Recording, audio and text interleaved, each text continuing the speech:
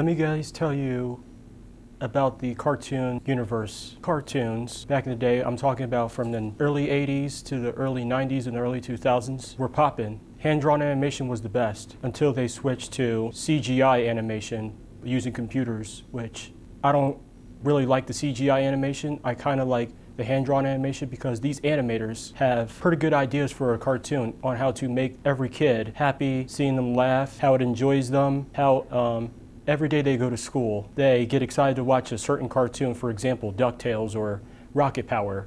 And that's what I felt like when I was younger. Every time when I got out of bed and get ready for school, I used to watch a certain cartoon because it caught my interest. And I still watch those cartoons to this day because I'm still a cartoon kid, even though I'm 21. Sometime and once in a while, you might want to go back to your childhood cartoons and reminisce on what you watched a few years ago. This video today, I'm going to be talking about Fillmore. I feel like this show didn't get any resignation from a lot of people, much to say an adult audience, because of its 70s references. I think a lot of people should be interested in this form of a show. Brilliant animation, brilliant voice acting. I mean, it's Disney. You can't go wrong with Disney. They always have good stuff. Right now, they're really greedy with their money and making not really necessary movies or TV shows. But back in the day, they were doing their thing. They were really doing their thing, you know? I feel like they should continue doing that with these cartoons nowadays because a lot of people were really into these shows back in the day. And I'm not saying that you should stop watching these shows because they reminisce with you. Every time you look at a old broadcasting channel on YouTube or something and you see an advertisement for a brand new show coming on Toon Disney or whatever. So yeah, that's what I'm gonna be talking about today for this video. So everyone, get your popcorn, get your drinks. If you're on a diet, get some celery or a salad or whatever, and let's get into this video. Let's just say it took place in the suburbs of Minnesota. The premise of the show is about this juvenile delinquent named Cornelius Fillmore, who, before he became a safety patrol officer, got caught snuggling chalk into the school grounds. And one of the safety patrol officers caught him, and he actually gave him a choice. Either you join the safety patrol for the rest of your time at the middle school, or you go to detention for the remainder of your time at middle school. So, of course, Cornelius chose the first option, and ever since then, he's been working with the safety patrol group, trying to stop bad kids from doing some stuff around the school. And this is a spoiler if any of you have never seen this show. This show is based off of actual crimes. I mean, legit actual crimes. But they made it into a cartoonic comedy kind of way, if you know what I mean by that.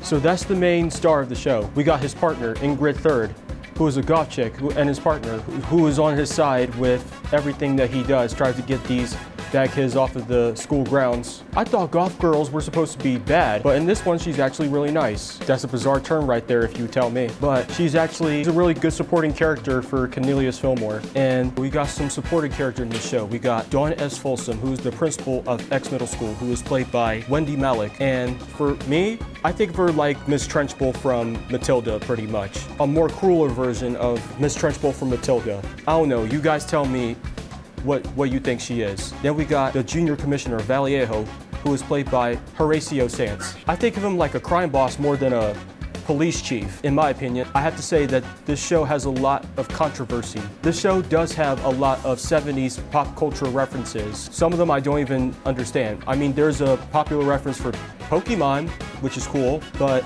I'm gonna have to rewatch the show again to understand the proper references. We got some antagonists as well. Every episode, they have a different antagonist, and I can't remember which antagonist do I like the most, but it'll come on the top of my head sooner or later. I'm not gonna name them off in this video right now, because that'll take way too long. I'm not trying to take up any of your guys' time. That's what the show is basically about, and I have to say, the animation, fast-paced. The animators do a really good job, how they draw the pictures for all the characters. They could have coped better with the animation, because I know in some parts of that animation is a little bit off, some fast animation in there as well. If you guys have seen the show, you tell me in the comments if you think the animation's okay. The voice casting is actually really impressive. The main protagonist of the show, Cornelius Fillmore, is voiced by Orlando Brown. Now, before this show, he starred on an underrated Warner Brothers animated show, which was also made by Nirvana, called Waynehead, which is based off Damon Wayans. And after Fillmore, he worked on a few other animated incarnations like Clifford's Puppy Days and some other shows after that. I can't remember what they are right now. The only one that I remember is the Clifford Puppy Day show. We also got the voice for Ingrid Third, Tara Strong.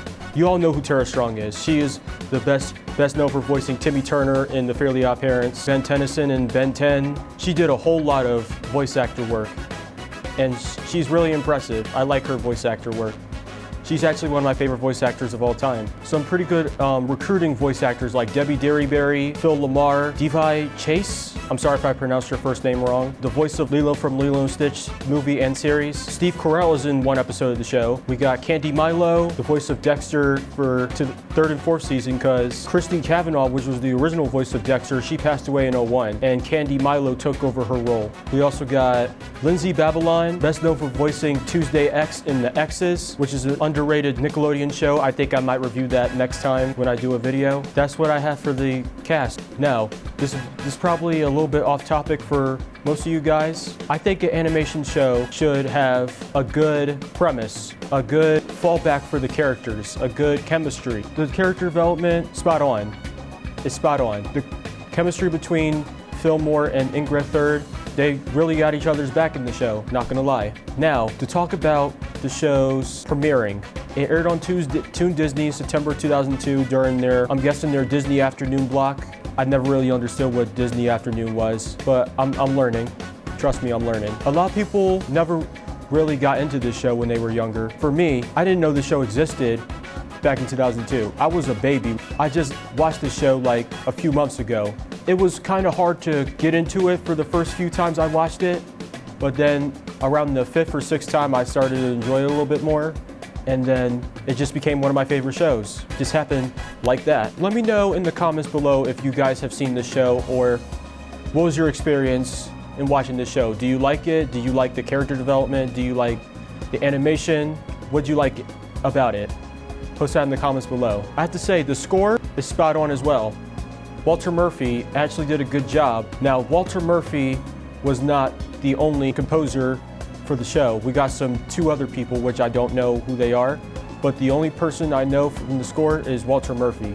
He is best known for doing the score for Family Guy, which I know all of you are familiar with Family Guy. It's still airing to this day. But I have to say that Family Guy is not holding up anymore, surprisingly. Not as much as The Simpsons. Now, The Simpsons, I don't know how they come up with this stuff. They should be running out of ideas at this point. Like, they're literally predicting everything in The Simpsons. COVID, Queen Elizabeth's death, all that stuff. But back to Fillmore, yeah, I know the show's not released on DVD yet. They should release it because it's a good show. If I had to rate this show, it would be a 5 out of 10. If they had to remake this show next year or the year after, better animation, better character development, better, prospects of the show. So yeah, that's my review on the Fillmore show. If you guys have any more suggestions on what other show I should review, let me know in the comments below, and I will try my best to respond to them as soon as I can. I hope you all have a good day, and make sure you subscribe. Make sure you hit that like button, that notification bell, so you can get a notification on new videos coming soon in the future. This is Nostalgic